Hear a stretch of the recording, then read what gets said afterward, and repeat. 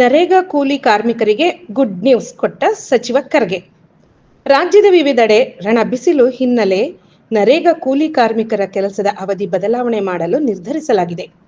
ಕೆಲಸದ ಅವಧಿಯಲ್ಲಿ 30% ಕಡಿತಗೊಳಿಸಿ ಗ್ರಾಮೀಣಾಭಿವೃದ್ಧಿ ಮತ್ತು ಪಂಚಾಯತ್ ರಾಜ್ ಇಲಾಖೆ ಆದೇಶ ಹೊರಡಿಸಿದೆ.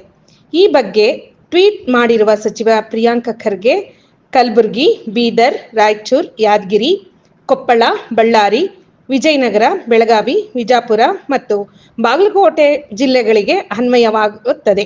ಏಪ್ರಿಲ್ನಿಂದ ಮೇ ಅಂತ್ಯದವರೆಗೆ ನರೇಗಾ ಕಾರ್ಮಿಕರಿಗೆ ಬೆಳಗ್ಗೆ 8 ಗಂಟೆಯಿಂದ ಮಧ್ಯಾಹ್ನ 1:30 ಕರ್ತವ್ಯ ನಿರ್ವಹಿಸಲು ಸರ್ಕಾರ ಆದೇಶಿಸಿದೆ.